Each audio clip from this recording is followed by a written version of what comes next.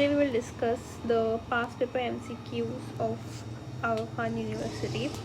So the first question is कि a compound that changed the color of bromine water, ऐसा कौन सा compound है इसमें से जो कि चेंज कर दे कलर ऑफ ब्रोमीन वाटर? तो वो बेसिकली अल्कीन होता है. Basically alkene bromine water use होता है as a test. Bromine water test होता है जिसके ज़रिए हम पता लगाते हैं प्रेजेंस ऑफ अल्कीन से. तो करेक्ट ऑप्शन हमारे पास ऑप्शन बी होगा. आगे हमसे पूछ रहा है कि इसमें से कौन सा ऐसा कंपाउंड है जिसके पास सल्फर की हाईएस्ट ऑक्सीडेशन स्टेट है. तो उसको हम मालूम कर लेते हैं डायरेक्ट. अगर हम इसकी बात करें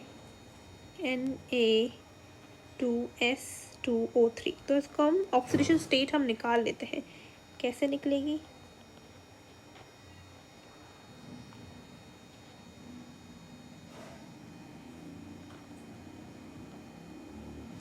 ये 0 के बराबर हो जाएगा. ये 2 + 2S - 6 बराबर हो जाएगा 0 के. और ये 6 हो जाएगा प्लस का हो जाएगा, ये -2 हो जाएगा. 2S बराबर हो जाएगा 4 के और S बराबर हो जाएगा 4, 2 और ये 1. तो बेसिकली S बराबर हो जाएगा सल्फर 2 के. तो यहाँ पे हमारे पास ऑक्सीडेशन स्टेट क्या आ रही है सल्फर की? 2 हो रही है. तो हम यहाँ पे इसको लिख देते हैं और इसको भी एरेज करते हैं. आगे अब हमसे पूछ रहा है, अब हम इसकी निकालते हैं. सल्फ्यूरिक एसिड थी तो H2, तो 2 ये हो गया प्लस सल्फ़र हो गया -8 हो जाएगा यहाँ पे 0. और फिर सल्फ़र बराबर हो जाएगा, इससे मैं थोड़ा डायरेक्ट प्रोसेस किया है मैंने. ठीक है, वो समझ आ गया होगा अगर आपको आता है ऑक्सीडेशन स्टेट निकालना. तो यहाँ पे सल्फ़र हो गया 6 सल्फ्यूरिक एसिड के अंदर. ठीक है, अब निकालते हैं सल्फेट आयन की. तो हम सल्फेट आयन की निकालेंगे तो सल्फ़र +4 ये आ जाएगा, -2 ऐसे भी होता है. और देखिए चार्ज -2 है तो बराबर हम 0 के नहीं रखेंगे, हम -2 के रखेंगे इसको. ठीक है, और सल्फर 4 2 ज़ा 8 हो जाता है तो ये -8 हो जाएगा और बराबर है -2 के. उस तरफ जाएगा तो -2 + 8, तो सल्फर बराबर हो जाएगा +6 के. तो यहाँ पे आप देख सकते हैं दोनों की ऑक्सीडेशन स्टेट सेम आई और यही हाईएस्ट है. तो आंसर हमारे पास करेक्ट होगा option D, both B and C. तो आई होप अगर आपको ऑक्सीडेशन स्टेट निकालना आती है तो ये आपके लिए कोई इतनी बड़ी बात नहीं है. ठीक है, आगे चलते हैं. अब वो बोल रहा है हमारे पास a complex compound with coordination number 4 has a dash shape. ये कॉम्प्लेक्स कंपाउंड. अब कॉम्प्लेक्स कंपाउंड हमारे पास ये बात हो रही कि हो रही कॉम्प्लेक्स सॉल्ट की. ये पूरा आपका इनऑर्गेनिक का पोर्शन है बेसिकली कॉम्प्लेक्स सॉल्ट की. तो ऐसा कंपाउंड, ऐसा कॉम्प्लेक्स सॉल्ट जिसकी कोऑर्डिनेशन 4 होता है तो उसकी दो चीज़ें होती हैं. वो टेट्राहेड्रल भी होता है और स्क्वायर प्लेनर भी होता है. तो ऑप्शन डी हमारे पास क्या होगा? सही होगा. ठीक है, ये बेसिकली ये पूरा इनऑर्गेनिक केमिस्ट्री जब आप कॉम्प्लेक्स सॉल्ट्स पढ़ते हो उसके अंदर लीजेंड्स वगैरह जो चीज़ें आती हैं तो उसके जब कोऑर्डिनेशन नंबर. अब कोऑर्डिनेशन नंबर क्या है? ऐसा मतलब कोऑर्डिनेशन नंबर बताता है कि हमारे पास सेंट्रल एटम है. सेंट्रल एटम है, ये आपने पढ़ा होगा सॉलिड वाले चैप्टर में भी फर्स्ट ईयर के अंदर कि सेंट्रल एटम से कितने एटम्स अटैच हैं तो उसको बोलते हैं कोऑर्डिनेशन नंबर. अब यहाँ पे कोऑर्डिनेशन नंबर 4 है, इसका मतलब ये सेंट्रल एटम से 4 और अदर एटम्स अटैच हैं. तो उसकी शेप या तो टेट्राहेड्रल होगी या तो स्क्वायर प्लेनर होगी. ये बात कर रहे हैं हम कॉम्प्लेक्स सॉल्ट्स के अंदर. ठीक है, so I hope this is clear to you. आगे चलते हैं. आगे बोल रहा है the when amine reacts with acyl chloride the product is. ये थोड़ी सी ऐसी बात है, ये ऑर्गेनिक केमिस्ट्री में पढ़ते ही अमाइड होगा इसका आंसर. आगे आ रहा है विच of the following has highest bond angle. सबसे हाईएस्ट बॉन्ड एंगल किसका है? हमें पता है मिथेन का बॉन्ड एंगल होता है 109.5, इथेन का भी 109.5 होता है, कार्बन डाइऑक्साइड का होता है 180 और हाइड्रोजन सल्फाइड का होता है 92.1 कुछ. तो क्या है? सी इज द करेक्ट आंसर. आगे चलते हैं.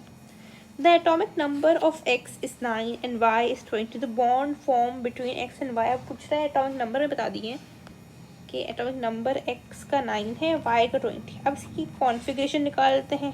2 और 7, मतलब इसका मतलब ये जो है हेलोजन है. ठीक है, और मैं बता जिसका एटॉमिक नंबर 9 होता है वो क्या होता है, फ्लोरीन। ठीक है, इसके लिए आपको एटॉमिक मासेस वगैरह आपको याद होने चाहिए। आगे बोलते हैं वाई का एटॉमिक नंबर 20 है। अपनी कॉन्फ़िगरेशन निकालते हैं, 2 8 8 2, आखिरी शेल में 2 आ रहा है मतलब ग्रुप 2, और 20 किसका होता है, कैल्शियम का होता है। किसका होता है, कैल्शियम का होता है। तो मतलब ये बॉन्ड ये कुछ बनेगा, CaF2 बनेगा। तो इनके बीच में क्या है, बेसिकली आयोनिक बॉन्ड होता है। CaF2 के दरम्यान आयोनिक बॉन्ड मौजूद होता है। So I hope this is clear to you.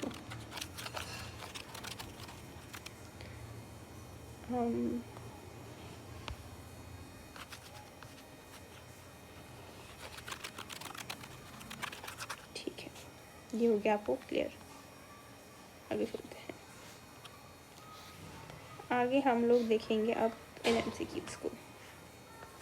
अब पूछे EDTA क्या है। बेसिकली ये पूरी इनऑर्गेनिक केमिस्ट्री हो गई, तो ये पॉलीडेंटेट ये होता है। ये पूरा आप ऑर्गेनिक केमिस्ट्री के अंदर जब सॉल्व सारा चैप्टर पढ़ेंगे, लीजेंड वगैरह उसके अंदर पढ़ेंगे। आगे benzene as a polymer of, benzene किसका पॉलीमर है, बेंजीन एसिटाइलिन का बेसिकली पॉलीमर होता है। इसका फॉर्मूला होता है CH2, सॉरी इसका फॉर्मूला होता है C2H2, मिल के बनाते हैं हमारे पास बेंजीन। ये बेसिकली प्रिपरेशन रिएक्शन भी होता है हमारे पास।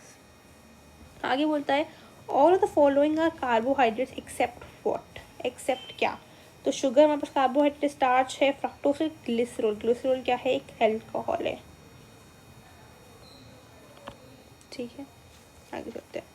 आगे बोला N2 has how many sigma and pi bond. N2 पर कितने सिग्मा है, पाई बॉन्ड है। हम स्ट्रक्चर बना लेते हैं। तो पाई बॉन्ड, सिग्मा बॉन्ड और वापस पाई बॉन्ड। तो इसके पहले सिग्मा लिखा गया तो 1:2 आएगा, 1:2। सिग्मा 1 है और पाई 2 है। आगे चलते हैं।